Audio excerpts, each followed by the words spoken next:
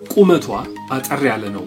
አቋሟ እንደ በርካታ የአትሌቲክስ ስፖርተኞች የተስተካከለ ሲሆን የመካከለኛና የረጅም ርቀት ሩጫዎችን በቁጥጥሯ ስር አውላቸው ኖራለች። ይህች ሴት የትንሽዬ ልጅ ፊትን መልክ ይዛለች። አቋሟን በትንሽዬ ፊቷ ምክንያት አሳንሰው ለገቡ ሯጮች ግን ሽንፈታቸውን እዚያው ትራኩ ላይ ታከናንባቸዋለች። እልህኛ፣ ጠንካራና ተስፈንጥራ ለመውጣት የሚሆን ፍጥነትንም ታድላለች። ሽንፈትን ደግሞ አምርራ ትጠላዋለች። አሁን እያወራን ያለነው ስለ ባለትንሽ ፊቷ ደምሳሽ ጥሩነሽ ዲባባ ነው። ይህችን ሴት የምትመስል ሌላ አትሌት ደግሞ ከሀገራችን እየተመለከትን ነው። እርሷም እንደ ጥሩዬ ባለትንሽ ፊት ናት። መልኳና ትንሽዬ ፊቷን አሳንሰው ለገቡ ግን እንደ ጥሩነሽ ዲባባ በትራኩ ላይ ደምስሳቸው ታልፋለች። ይህች አትሌት የጥሩዬ ተተኪ እየተባለች ትገኛለች። የመሰረት ደፋር ደግሞ የህይወት ዘመን አድናቂ ናት። መዲና ኢሳ። እንደተለመደው ይህንን ቪዲዮ ላይክ በማድረግ ጀምሩ። መረጃው ለበርካታ ሰዎች እንዲዳረስ አግዙን። ሰብስክራይብ ያላደረጋችሁ ሰብስክራይብ በማድረግ የሸጋ ስፖርት ቤተሰብ እንድትሆኑ በአክብሮት እንጠይቃችኋለን። በቀጥታ ወደ ጉዳዩ። መዲና ኢሳ መመሳሰሏ ከጥሩነሽ ዲባባ ብቻ አይደለም፣ ከሌላኛዋ የሀገራችን የአትሌቲክስ ባለ ታሪክ መሰረት ደፋርም ጋር ሆኖ እናገኘዋለን። በኦሎምፒክና በዓለም ሻምፒዮና ትልልቅ ስኬቶችን ለሀገሯ ማምጣት የቻለችው ከመሰረት ደፋር ጋር በብዙ ነገር ትመሳሰላለች። በተለይ አልበገር ባይነት፣ አልሸነፍም ማለትን፣ እልህና ቁርጠኝነት፣ ጭካኔን ከመሰረት ወርሳለች።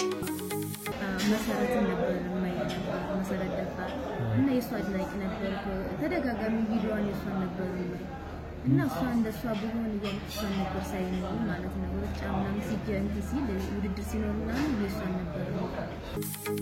መዲና በውድድር ላይ ጥርሷን ከነከሰች ከማሸነፍ አትመለስም። ወጣቷ አትሌት የአሸናፊነት ጉልበት፣ እልህና ቁርጠኝነትን ከመሰረት ደፋርም ወርሳለች። በጥሩነሽ ዲባባ አሯሯጥ ተክለሰውነትና መልክ ብትመሳሰልም ከመሰረት ደፋር ደግሞ በስነ ልቦና ተጋብታለች።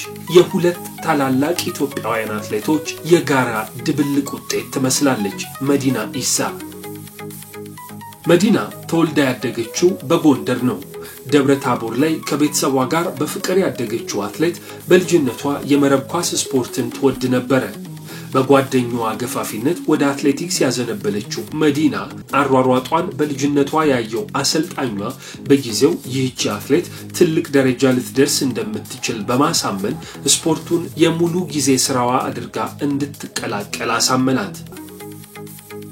2009 በአውስኮድ ጉና የአትሌቲክስ ስፖርት ክለብ ተቀላቅላ መሰልጠን የጀመረችው አትሌት የመጀመሪያ ውድድሯን በሀገር አቋራጭ መድረክ ካደረገች በኋላ አጠናቃ መጨረስ ግን አልቻለችም። አቋርጣ ለመውጣት ተገዳለች። ከዚያ በኋላ ግን ብዙ ተምራለች። አውስኮድ ጉናን ተቀላቅላ ስትሰለጥን የነበረችው ወጣት 2012 ደግሞ አማራ ማረሚያ ቤት የአትሌቲክስ ክለብን ተቀላቀለች። በጃን ሜዳ የሀገር አቋራጭ መድረክም የመጀመሪያ ሀገር አቀፍ ውድድሯን አራተኛ ሆና ማጠናቀቅ ቻለች። ይህ ውጤቷም ሀገሯን ወክላ እንድትወዳደር እድልን ከፈተላት። መዲና ኢሳ አሁን ረዳት ኢንስፔክተር ናት። ደግሞ በዓለም አቀፍ የአትሌቲክስ መድረክ ትልልቅ የሚባሉ ስኬቶችን ማስመዝገብ የቻለች ሯጭ። ነገር ግን እዚህ ለመድረስ ነገሮች አልጋ በአልጋ ሆነውላት አይደለም የመጣችው። ይልቁኑ ጠንካራ ስራ፣ ተስፋ ለመቁረጥን፣ ለዓላማ መጽናትንና ህልምን ለመኖር መታተርን በውስጧ ሰንቃ ይዛለች። ከሀገር አቋራጭ ውድድር ማቋረጥ እስከ ኦሎምፒክ ተሳትፎ መድረስ ችላለች። አቋርጣ የወጣችበትን የሀገር አቋራጭ መድረክ በዓለም አቀፍ ውድድር የሀገር አቋራጭ ውድድር ላይ የሜዳሊያ ባለቤት ሆናለች። የቡድን የወርቅ ሜዳሊያንም አንገቷ ላይ አጥልቃለች። ከሰሞኑ መዲና ኢሳ በትልልቅ የውድድር መድረኮች ተፎካካሪዎቿን ከኋላ ያስከተለች መግባቱን ተያይዘዋለች። ደግሞ የአሯሯጥ መንገዷ የስፖርት ስነ ልቦኗ ከሁለቱ ታላላቅ ሴት ኢትዮጵያውያን አትሌቶች የተቀዳ መሆኑ በብዙ ኢትዮጵያውያን ልብ ውስጥ በቶሎ እንድትገባ አስችሏታል።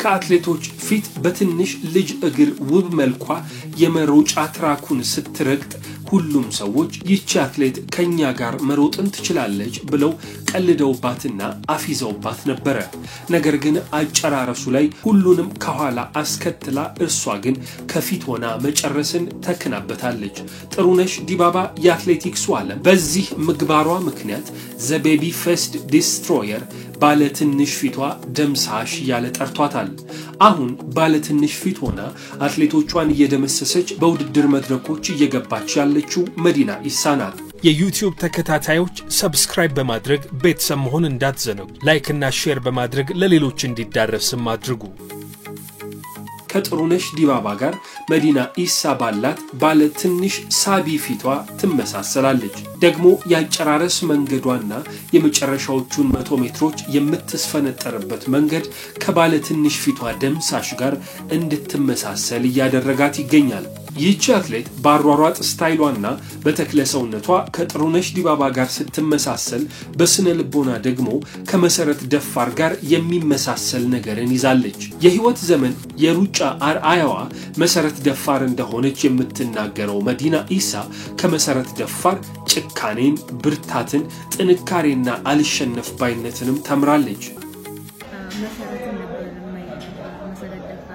እና የሷድ ላይክ ነበር ተደጋጋሚ ቪዲዮዋን የሷን ነበር እና እሷ እንደሷ በሆነ እያልኩ ነበር ሳይሆን ማለት ነው ወጫውናም ሲጀንት ሲል ውድድር ሲኖርና የሷን ነበር ምን ወደ ሲልሽ ነበር ከመሰረት መሰረት ሁሉ ነገሩ ደስ ይለኛል በተለይ ማለት አልሸነፍ ባይነት ጭካኔ ሁሉ ነገሩ በቃ ያስደስተኛል በአካል አገኘሻት ከዛ በኋላ መሰረት በአካል አገኘኋት እንዳጋጣሚ ደግሞ ሆኖ ማናጀሯ የሷ ባለ በይኒ ማናጀር እና በቃ ማለት የሷ ባለ የኔ ማናጀር ሆኖ ነው ያገኘው አላወኩትም ነበር ከዛ መጨረሻ ላይ ማናጀር ሆኖ ያገኘው እና በጣም ደስ አለኝ ተፈራባትና በቃ እሷንም አገኘኋት በቃ ነው አራኝ አድናቆትሽ ነግረሻታል እንዴት ተወጃት እንደነበረ አድናቆቴን አልነገርኳትም